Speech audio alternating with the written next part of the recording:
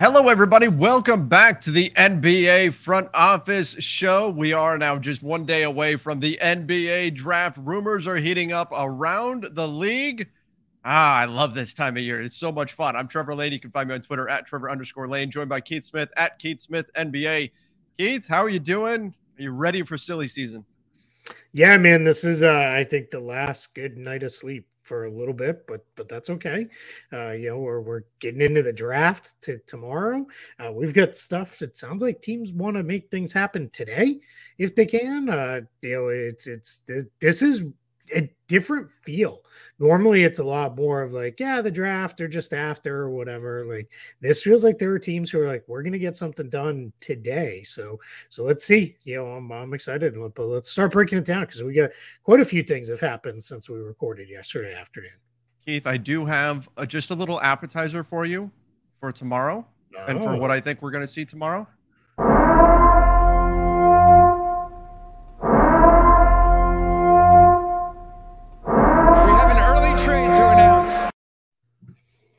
I said it's just a little appetizer. I love it. Utah is trading for Ja Raff, the Memphis Zoo's giraffe that they named after Ja Morant. I love it. That's amazing. Memphis, why are you doing this? Don't trade Ja. Don't even trade Ja Raff. Ja Raff. I love it. That's my new favorite thing. That has happened. Ja Raff on his way to Utah. I do not think this is an indication that the Jazz are going to get Ja Morant, but nevertheless, I think it's a big addition for Utah and their zoological interests. Did you hear that? I think that was the sound of people unsubscribing from people are so mad. I wasn't trying to fake anybody out or whatever. This is just for fun and just a little appetizer again because I think we're going to get to use that drop quite a bit in the next 26, 27 hours or so, something like that. Yeah. By the way, make sure you do follow us and subscribe because we are going to go live during the draft tomorrow. Going to be a ton of fun. We're going to be breaking everything down. So come join us and watch the draft with us. Going to be a blast. It's going to be right here on the NBA Front Office YouTube channel. I can't wait, Keith. I can't wait to go through the draft with you. Yeah, I'm super excited. I think we're gonna have a blast going through it. Full disclosure, it's gonna be the first round, probably only, and we'll do a little bit of recap. And then Friday, it won't be live, but Trevor and I are gonna carve out time. We are gonna do a full 30-team recap to say what teams didn't do. So that'll be a very long show, whether you're watching it on YouTube or you're listening to the podcast version. But I'll give you a good long show to get you into the weekend and get you off into next week when all the madness starts with free agency. So we're excited. This is going to be a fun couple of days. All right, well, let's get into our first news item of the day. James Harden opting in. We talked about this a little bit the other day, but now it's sounding more certain that James Harden will actually opt in, which is not what we thought a few weeks ago. The situation has shifted. James Harden opting in and probably going to sign a shorter term contract, which again, we've talked about this. I think is massive for the 76ers in terms of protecting themselves in this situation with a James Harden that frankly was probably not at the peak of his powers at the end of this last season. Yeah, absolutely. Well, we will get to the full shooting guard rankings. If you're interested, I have my shooting guard rankings I've posted on Spot Track, so everybody can go take a look at those. They're the same what Trevor and I will break down. Just it's not going to be today or tomorrow because we'll be draft focused. But at the beginning part of next week, we'll get into all of those. But yeah, he's still the best free agent for my money available this summer, even with the slippage in play. But I get why they don't want to do the 5 years. They don't want to do $60 million when he's 37 at the end and all that stuff. So, yeah, and this is also, we're starting to see, again, a slightly different way, but the power of the extension and how much that can do for players, right? It's not the way it used to be. Normally we see it keeping guys out of free agency. Now this is a slightly different way, but same end result. He's gonna opt in and sign an extension, and sounds like probably a 3-year deal. There's even some reporting that it may be slightly less than the max, which that would be huge for Philly, just for a little bit of wiggle room to give them, maybe get some in range of doing the non-taxpayer mid-level in a couple years to add players over the next couple of seasons, which would be big for them. But yeah, Matt, pretty big news. It's kind of all over the place now too. We've seen it reported out of Philly. We saw Jake Fisher and we saw Woj kind of jump in on it earlier today as well. So I think it's, once you start hearing it from a whole bunch of places, you can start to feel a lot better about running with it. All right, let's stay with the 76ers and let's talk about PJ Tucker. We talked about yesterday that PJ Tucker was opting out of his contract, $7 million and change with the Miami Heat, is now going to hit the market. And now we're hearing the 76ers could very well be the landing spot for him, and that they're willing to go 3 years on a deal. Now, again, not all 3-year contracts are the same. You could have a non-guaranteed portion of that. It could be a team option, some different things that could be mixed in there. But 3 years, mid-level exception, full mid-level exception deal potentially for a 37-year-old player. I know the wing market is thin. We're going to talk about Nicholas Batum in a few minutes here. The wing market extremely thin this offseason. PJ Tucker, he's a winner. He's proven. I understand the appeal, but the age makes me a little bit concerned for the 76ers here if they're doing if it's a fully guaranteed 3-year contract. Yeah, my guess is there'll be something in there at the end that doesn't leave us in that position. But yeah, it is definitely it makes sense for them though, right? And my assumption would be something like Maxey, Harden, Harris, Tucker, and Embiid would be your starting group. Tucker obviously had a lot of success playing with James Harden in the past. If you're gonna have Harden, if you're gonna have those other 4 guys, your 5th guy basically needs to be somebody who can hit open jump shots and play defense. And PJ Tucker can do that for you. We saw him, do some stuff, and he's not going to switch out and defend the speediest perimeter guys anymore. He just doesn't have that in him. But any forward in the league, any big in the league, he can definitely hold his own. I've said in the past, like trying to post him up, it's like trying to post up a fire hydrant. Like you're just not going to move him. He's just going to lock his base, and that's it. And maybe you'll shoot over him, and that may happen, but you're going to have to work to get that look. So yeah, this one makes sense. But I still think he sticks with the Heat. That still is the one I think that happens. But yeah, we'll see. Do you think the Heat matched that contract though? That offer? They could, because they should have enough room to use the full non-taxpayer, because that's the challenge. They're limited if they use his non-bird to $8.4 million. But that might be one too where he says, I don't need match the years. I don't necessarily need you to match. Sure. Well, they can't match the years yet, but that could be one of those where it's like, hey, we'll do another 1+1 opt out next year, and then we got you on the back end. We'll take care of you, kind of what we think might be happening with Bobby Portis in Milwaukee. So yeah, we'll see. But yeah, I tend to think Miami wants to keep him around because they don't have anything resembling a 4 on that roster without him. Well, given his sneaker habit, I have a feeling that the dollar amount may matter. True. But somebody did the math and added up the value of the shoes that he wore throughout the playoff run for the Miami Heat. And it was something I don't remember it off the top of my head, but it was something astronomical where you went unbelievable. He's got an impressive collection. Yeah, he was the folks that I know from my former career with Disney who were working at the bubble were like that was a topic of conversation where it was like, this one guy, like they're not NBA heads, so they were like, but this one player brought like 300 pairs of sneakers for like the whole time he was in the bubble. So unreal. Yeah, I have one pair of sneakers and then one kind of nicer pair of sneakers. Like, that's me as well. That's how I roll. But we're old. And they're Nikes. And to be fair, I wear Nikes. I'm not wearing the New Balance dad shoes yet. No, I'm not quite there yet either. I'm not far off though. Yeah, no, me either. With Velcro too. All right, let's get to an update on Kyrie Irving and this situation that seems to be ever changing, and nobody really knows exactly how this is going to wind up. In part because it's Kyrie Irving. Yep.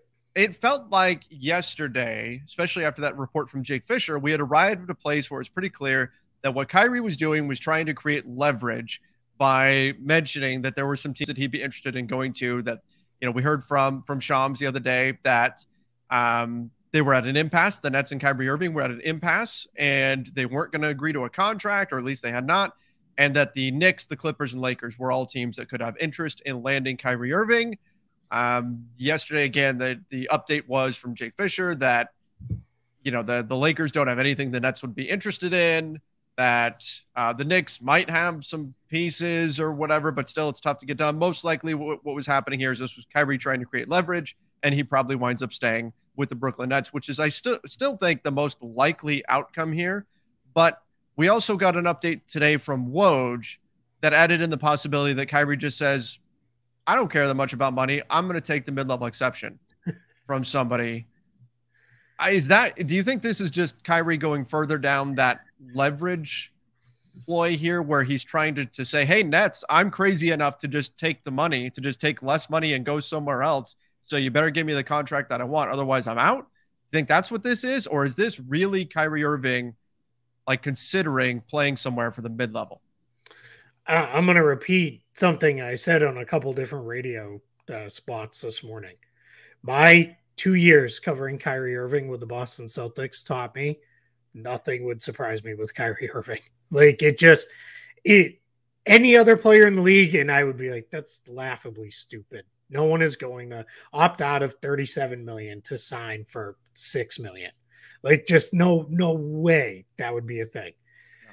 Then again, as Woj pointed out on NBA Today when he said this guy gave up $17 million last season because he didn't want to get vaccinated. Like, he didn't believe in it, and that's a whole other show and topic.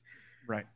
I don't know. I mean, I'd give it like maybe a 5% chance at most of happening, but it's not a 0% chance. It's not. I'm not going to sit here and tell you like that's insane. That would never ever happen just because it's Kyrie. Like, I don't know. I mean, he may say, yeah, I want to play with LeBron. I want to play in LA, and I'll do this, and we'll go. I still think it would be more likely he would opt in, and then they'd do some kind of trade instead, and he'd get his full money. And I think the most likely path is the Nets give a little, he gives a little, kind of like what we're seeing with Harden, and then the Sixers. Everybody gives a little bit, and then he sticks right in Brooklyn. But the fact that we're a little over a week from free agency starting, and this is still a story that is not still, but it's only gaining steam. I don't know. Maybe there's something there. If, let's say, somehow that does happen, the Lakers have to trade Westbrook. Right? Because Woj has the Lakers as the biggest threat for Kyrie just to say, I don't care about money. I'm going to take, and for the Lakers, it would be that taxpayer mid-level. We're talking about $6 million.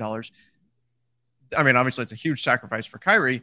But if you do that, if that actually happens, Kyrie just says, I don't care. I'm taking this, and I'm going to go play with LeBron. You got to move Russell Westbrook, right? Yeah, then you're re-engaging with Houston, because you could bring John Wall in and say, hey, you're going to back up Kyrie. Westbrook is not going to do that without it becoming a problem. You can't play the two of them together. That's not feasible. That wouldn't be workable. Plus, you wouldn't be able to build a functional defense with those two playing together. What's his name? The old GM of the Minnesota Timberwolves, was it David Kahn, disagrees. You can totally play them together. Yeah, as long as one of them's not Stephen Curry. Yeah, that's right. Rubio and Johnny Flynn. You got to do something. I would say at that point I would be calling the Hornets and saying, all right, what do we got to do? Gordon Hayward, Hayward and Plumley, and we'll give you a pick or two. Go. And honestly, if you rolled into the start of the year with a starting group of something like Plumley, AD, LeBron, Hayward, and Kyrie, that's not bad. No. Now, you're probably the healthiest guy in that group is Plumley. Yeah, that's right. So that's you better really nail your depth additions. But yeah, I'm like, I can't. There's no way he's going to give up $30 million. It would be unprecedented. With the most recent I can think of would be like I mean, Boogie Cousins with the Warriors, but that was Boogie coming off of an Yeah. injury. You go way back to like Karl Malone and Gary Payton with the Lakers back in, what was that, 04? And that was such a different, and that was a different situation. I mean, way different. Yeah. So this would be pretty unprecedented if Kyrie were to really say, if anybody was going to do it, it'd be him. That's right. That's the thing. That's where most of the time we would just say never. It's not happening. It's never we like would have spent 2 minutes on this topic. Exactly. And said it's not happening. Move on. Because it's Kyrie, though, you just don't know. And again, maybe he's using that to gain more leverage, to be like, hey, look, people think I'll do whatever, and I don't care about money. So hey, maybe I am just crazy enough to sacrifice $30 million and just take off if you're not going to give me the contract. So I still think this is a leverage thing with the Nets, but I think this is out there. And now Woj is saying the Lakers are the biggest threat to land him. So this is going to be something to keep an eye on and see how all this plays out. Mm-hmm. Yeah, without a doubt. This is it's not nothing. Now it's something we have to monitor, and you probably have to record 37 videos on over the next 4 days. Yes. Yeah, we will certainly have plenty to talk about there. All right, let's talk a little bit about some of the players who are opting in. Opting in, guys. We've seen a few players around the NBA say, you know what, we're going to opt into our contracts. Kendrick Nunn being one of them. John Wall being another one. Surprisingly, Pat Connaughton, given the wing market, I'm surprised that he opted in. But these guys have decided to stick with their current teams, and then they'll take their chances in free agency. They kick the can down the road, take their chances next offseason. Again, John Wall, Kendrick Nunn, we knew Kendrick Nunn even just flat out told us at exit interviews, I'm opting in. I mean, because there was no reason for him not to. After missing the entire season, he wasn't going to make that kind of money. Yeah. And John Wall, he's not turning down $47 million. Now, John Wall may give back $10 million of that in a buyout. Didn't move on somewhere. That may be how that plays out. But yeah, the Connaughton one, though, that one's really surprising. I had him pegged as somebody who might double his salary. He might have made the MLE or slightly more. My guess is we're going to find out shortly after free agency starts that there's an extension that he's signing with the Bucks, that this keeps him cheap for this year, that allows him to get Bobby Portis the mid-level or use the early bird rights or whatever they're going to do to keep him happy. Maybe they use the early bird rights on Portis and still use the taxpayer mid-level to go get somebody. And that's how they build out that depth on that Bucks roster. Maybe they get back involved on PJ Tucker. That'd be kind of interesting. But I think, and then we'll find out Connaughton is going to add, 3 years or something on the back end at, maybe 10 million a season or something in those range. Is Connaughton the biggest surprise so far in terms of the decisions? Yeah, I think so. I don't think any of the others have been surprising. I think they've all kind of gone how at least I expected and projected. I don't think I've had to change any of them other than Connaughton. I did have to flip that one because I thought he would opt out. I had to flip it to an opt-in, which is also funny because you remember when he signed that contract a couple years ago after the Bogdanovich fiasco, and everybody was like, you didn't have to turn around and give it to Connaughton. Like, what were you doing? And now it actually looks like a really good deal for the Bucks. Like, it's for a further lesson, and we're going to do it here in the next week plus several times and overreact to deals. And sometimes we're just wrong. We don't know. And sometimes, circumstances change, player changes or whatever, and it ends up not being so bad. And sometimes the ones we like don't end up so good. Yeah. An overpay today may look like an underpay tomorrow. It just depends on how the player performs. Yep. All right. Speaking of payments, Jordan Poole, he's not going to be swimming in water anymore. He's going to be Scrooge McDuck style, swimming in money. No doubt. Making that high dive into the cash. That should be paper money, by the way. Like, I know it's a cartoon, but he would break every bone in his body if you really tried to dive into that vault of coins. No. Yeah, you'd hit that. And you like the first layer would like give a little bit, but right at you'd be in pain. Oh, for sure. More money, more problems in that situation. But Jordan Poole, north of $100 million in an extension. What are your thoughts on that? Is that, for the Warriors, gosh, I can't even imagine what's the luxury tax hit on that. Like if you're giving him 100 million, and obviously Yeah. it's not per season, so you're talking about what 25 million per season on a 4-year Yep. deal on average. When you add in the luxury tax payments, oh my goodness, like Jordan Poole gets expensive very, very fast. What are your thoughts on this? Do the Warriors really go to quite that level to keep him around?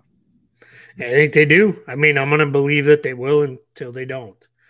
With this team, I think the Warriors have proven, hey, we're getting after. I mean, talk about putting your money where your mouth is, right? They continue to say, we'll spend and where we're going to go, and it's all going to come home to roost at some point. And I think they're looking at it as, hey, every time when we're going through 20 and 62 seasons, and Steph is retired and all that, well, we'll still remember the good days and point to all the banners up in the roof, right? It's I do think what's interesting with this one is, to be clear too, this would kick in not this coming season, but the season after. This is an extension for Jordan Poole. He's got one more year under contract. He and Tyler Hero are kind of the two guys who are rivaling each other a little bit. I think Hero probably has a little bit of a leg up. He was the Sixth Man of the Year award winner. Sure. But yeah, Poole probably right behind him. Yeah, 25 million a year doesn't feel crazy to me. He's an important bridge piece for them too. When they get past the Curry, Thompson, Green years, whenever those come. So yeah, but to answer your question, just this coming year, assuming they re-sign Kevon Looney and one of Peyton and Porter, they're probably looking at, between salary and luxury tax penalty, $400 million is what they're looking at paying out for this upcoming season. And then you're going to add 25 million on top of that to Poole. Like then that's another $100 million. So yeah, you're talking, they're going to be a $500 million expenditure here relatively soon. I mean, think about that. I remember talking with you and making this point when the Warriors were making their decision on Kelly Oubre Jr. on taking on that contract and what it was going to cost in luxury tax payments. Mm-hmm. Those tax payments combined with the contract cost more than the full salary for some teams in the NBA. Sure. If you're talking about $25 million per season and then the luxury tax on top of it, taking it up closer to $100 million per season that you're paying to get Jordan Poole, you're back in that territory where there's some teams who their whole team doesn't cost them that. Yeah, you're going to be right in that range. Absolutely. Unbelievable. Yep. That's good. But again, if you're the Warriors and you want to write that check and you can do it, he's an incredible talent.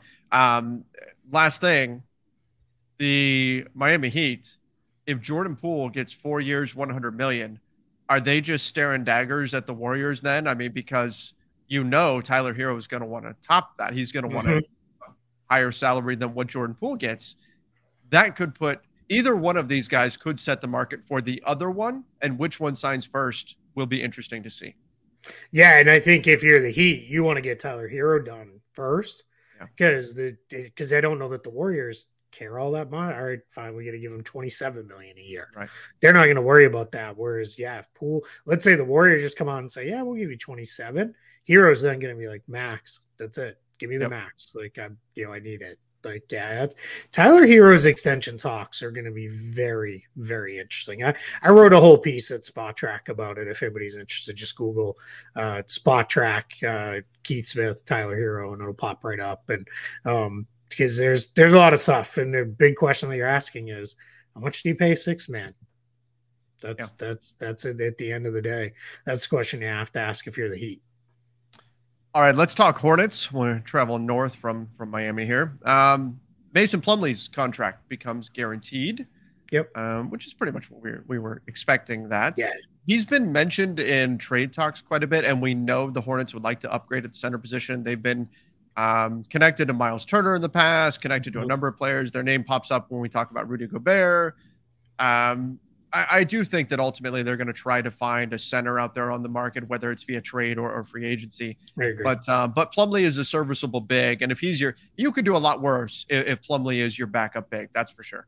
Yeah, if he's your backup, you're probably in really good shape. You're happy with that. Backup center. Yeah, it's I think he gets beat up on a lot because he's not a very good defender. But he can rebound. his finishing is good around the rim. He can't shoot free throws for worth of crap. I think he was at 39% for the season, which is pretty horrible. But he's a pretty good passer too. He's a guy you can run some stuff through. It's funny, you know, one of the things that we're talking a lot about over on Celtics blog is, you know, what are targets for the team? And he's a guy I've said, you know, yeah, if worst came to worst, if that was the way you used one of the TPEs was to go get Mason Plumley, not the end of the world. Like you know, that'd be okay as a backup big. Like he's, you know, he fits in because you can run some of the offense through him and ask him to do some of the same stuff you ask the other guys to do. But yeah, he's a little overmatched as a starter, but at under, you know, at 9.1 million, that's good high end backup money. And I don't think it's a problem. Yeah, I don't think so either. I think you're fine there. And again, only one more year on the contract. And that's important when we talk about a guy like him. Like, it's not like you're committing long-term salary to Mason Plumlee. Yep.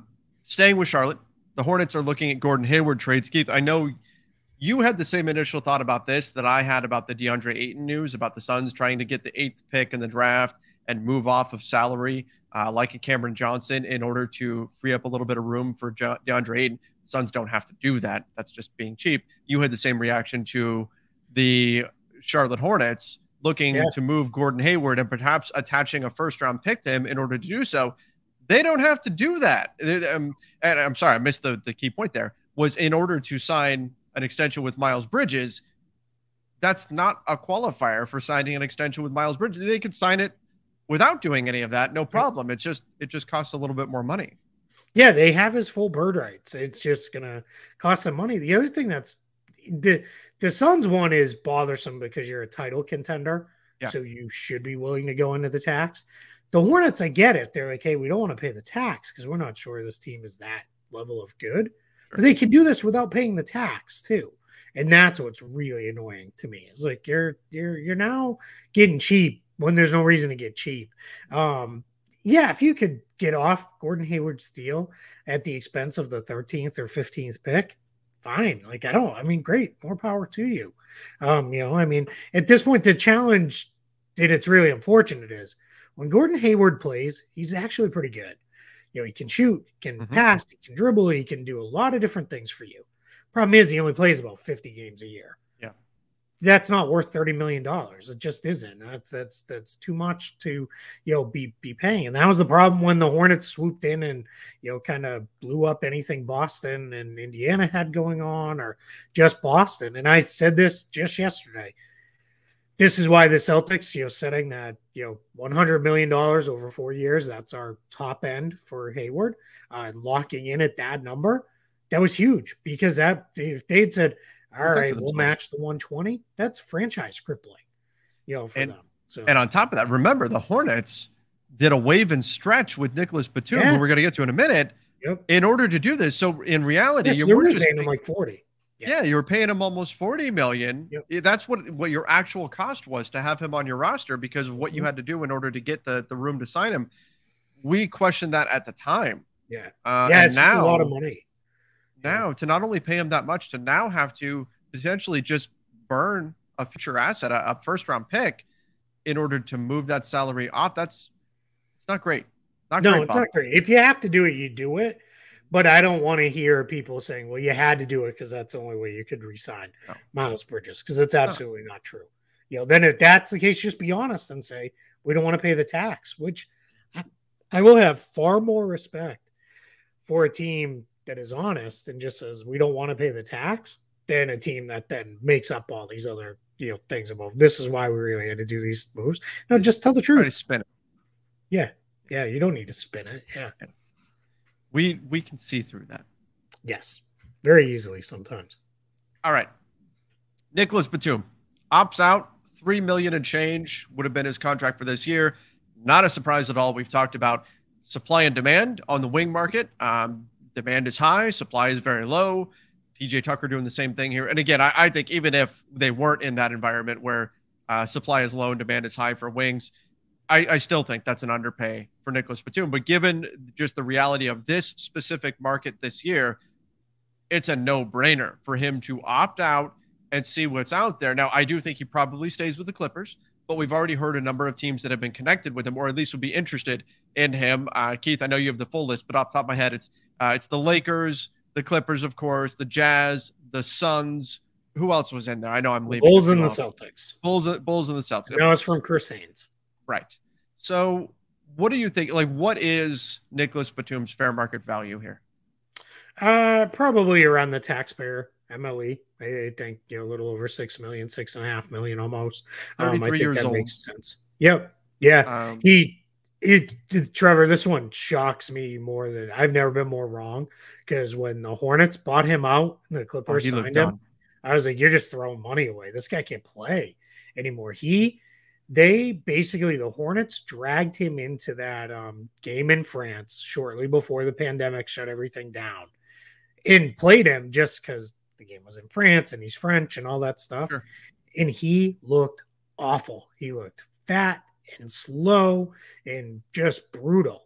And then clearly rededicated himself when he got to LA, got his game back, and now good quality player. And honestly, I think the Clippers really need to do what they can to keep, because it's just money for them, right? So, why not? I don't think he'll leave. I think he sticks there.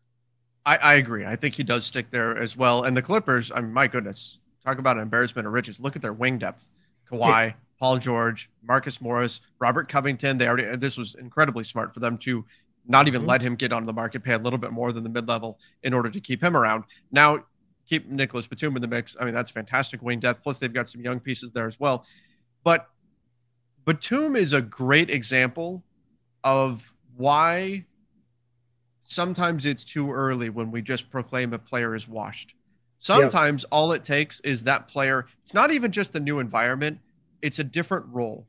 If you take a guy who used to be incredibly multifaceted and used to be asked to do a lot of things, defend, play make, shoot threes, all that kind of stuff, and you bring him when it's becoming clear that he can no longer do that kind of heavy lifting, and you put him into an environment where instead he only has to do two things, defend and be a floor spacer. Suddenly that player becomes, it's like a whole new player, because they become that much more effective again, because they only have to do those things and they don't burn themselves out on all the other stuff that their prior team asked them to do. So again, sometimes you get this kind of move where a veteran player goes from a team that really needs them to be up here in terms of role, and they get to a team that's got a little more firepower and their role is down here. And that's much more in line with where their current abilities are at, because, Father Time's undefeated.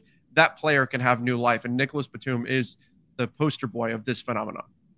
Yeah, it's also interesting, right? He, another countryman of his, he pulled the Boris Diaw, right? Yes, great example. Looked like he was done and completely washed, and now he's reemerged as a productive role player on good teams. So yeah, it's and there was a point in time where Nic Batum was awesome. When he was with the Trailblazers on those really good Blazers teams, he was great on those teams. He was like the annual, this dude might pull off the 5x5, the 5 points, rebounds, assists, blocks, and steals in the same game, because he was that versatile. And just, it never really went the way I think he wanted it to in Charlotte. But yeah, I mean, the Clippers, the other thing for the Clippers too, it's awesome that Kawhi will be back and Paul George will be back.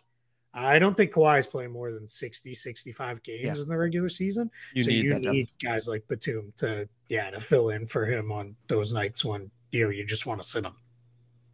Absolutely. Well, we'll see. Maybe some team can make the Clippers blink, but I kind of doubt that's going to be the case. I would imagine pretty likely that he returns to the Clippers, and that's exactly what Chris Haynes said, that the Clippers are in the driver's seat in this situation.